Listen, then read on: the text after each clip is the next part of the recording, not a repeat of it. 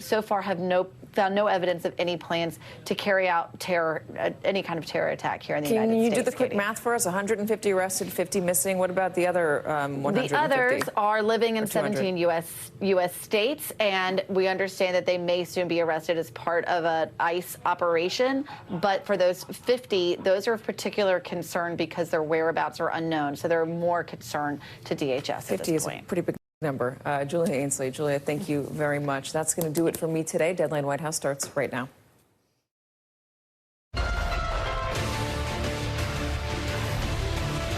Hi there, everyone. It's 4 o'clock in the East. Another day, another issue surrounding the United States Supreme Court's transparency and competence. The court, which still has decisions on a dozen argued cases yet to be announced this term, today inadvertently posted online a document related to an abortion case, which was obtained by Bloomberg Law. A Supreme Court spokeswoman confirmed that the document was, quote, inadvertently and briefly uploaded, but noted that the ruling has not been released and would be in due course. NBC News has not independently verified the document. It is not known if it is a draft decision, the actual decision, or neither of those things. The document has since been removed from its website.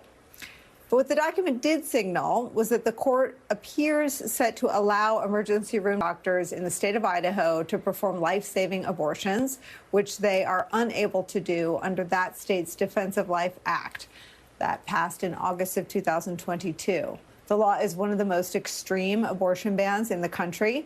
It prohibits nearly all abortions and does not allow for exceptions when the life of the mother is at risk. While this potential ruling by the Supreme Court sounds and feels like good news, like a win for abortion rights advocates, in actuality, it amounts to a punt by the highest court. It simply means that a ruling from the lower court, which had paused Idaho's ban on abortion health care, would be reinstated, and that the court did not rule on any of the merits of this case. Justice Ketanji Brown Jackson makes all of these points in writing this, quote, today's decision is not a victory for pregnant patients in Idaho. It is delay. While this court dawdles and the country waits, pregnant people experiencing emergency medical conditions remain in a precarious position as their doctors are kept in the dark about what the law requires. Now, this comes just one day ahead of the first 2024 presidential debate, as President Joe Biden has made the protection of women's reproductive freedom a centerpiece of his campaign. Decades of progress shattered just because the last guy got 4 years in the White House. We know what will happen if he gets another 4. For MAGA Republicans, Roe is just the beginning. They're going to try to ban the right to choose nationwide. They're coming for IVF and birth control next. We're up against extremism. Send me back to the White House and I'll fight like hell to restore Roe v. Wade and protect American freedom. Now, in addition to the impact on abortion rights here in America, the temporary posting of the document on the Supreme Court's website also raises questions about why a second abortion-related case after Dobbs reached the public, inadvertently it seems, before the court officially released it, as well as what other decisions from the court that are done and ready are just sitting there. It's where we start the hour with some of our most favorite reporters and friends. Senior editor for Slate, host of the Amicus podcast, Dahlia Lithwick, is here. Plus, the president of Reproductive Freedom for All, Mini Timuraju, is here. MSNBC legal analyst, NYU law professor Melissa Murray is back. And former Obama White House policy director, MSNBC medical contributor, Dr. Kavita Patel is here. The four of you could and are changing the world. It's an honor to have all of you here with us. I mean, Dahlia, help me sift through what this is, what we think happened. I mean, I think that this, unlike the Dobbs leak, was probably a kind of a technical screw-up that happened.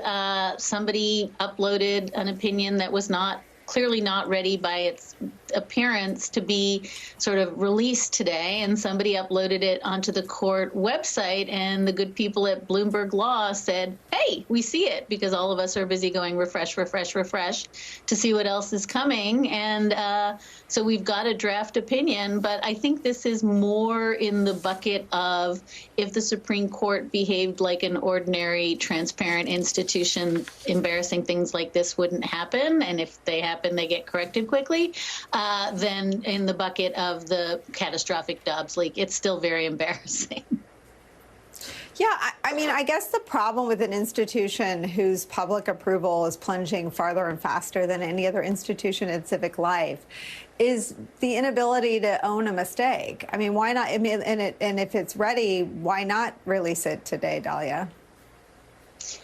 I mean, it is hard not to think that if it was ready, it should be released today. We're always told that there's no partisan valence or political valence to when cases come down. We're told, in fact, we're scolded that it's all just, they come down when they're ready.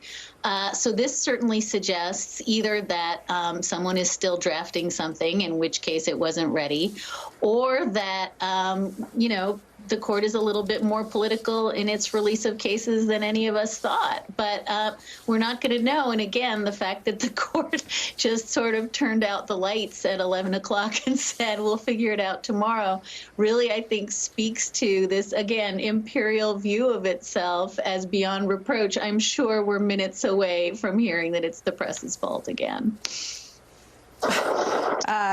Predictable, but depressing and certainly not helpful to the court. Let's deal with the document that was posted. Today's document has this from Samuel Alito in a dissent, obviously. The right to refuse medical treatment without consent does not entail the right to demand treatment that is prohibited by law.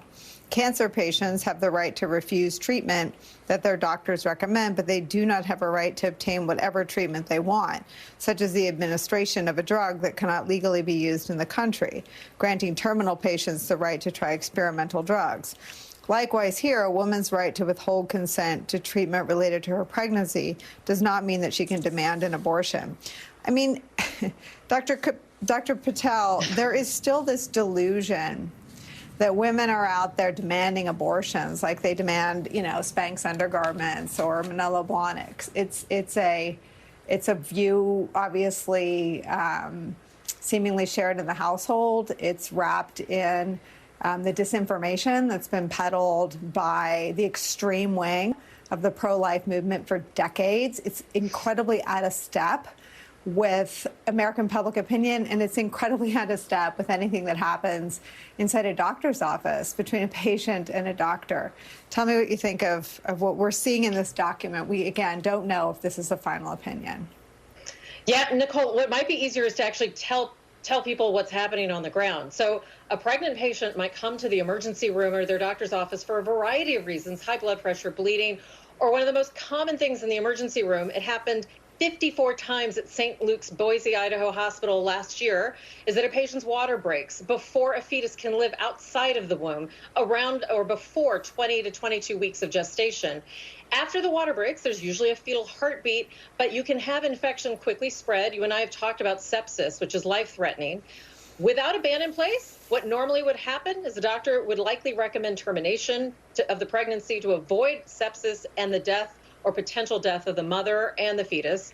With this ban, what is happening today is that specialists are having to make a judgment call, having to think about talking to the administration, and in many cases, having to send a patient out of state. Keep in mind, the nearest place they can send them to is Portland or Seattle, and that's about 8 hours away, that can freely offer medical care. We're not talking about offering abortions on demand. We're talking about medical care. So those comments by Justice Alito, and it just makes my blood boil, because we're not talking about on-demand health care. Making that analogy to cancer is disrespectful to cancer patients and to people. And what we're really talking about is just access to care.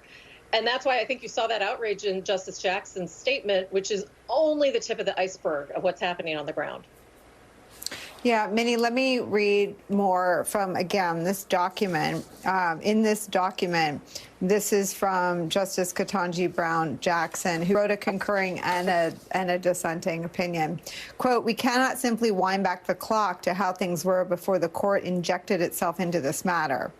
Our intervention has already distorted this litigation process. We permitted Idaho's law to go into effect by staying the district court's injunction in the first place, then allowed this matter to sit on our merits docket for 5 months while we considered the question presented. It is too little, too late for the court to take a mulligan and just tell the lower courts to carry on as if none of this has happened.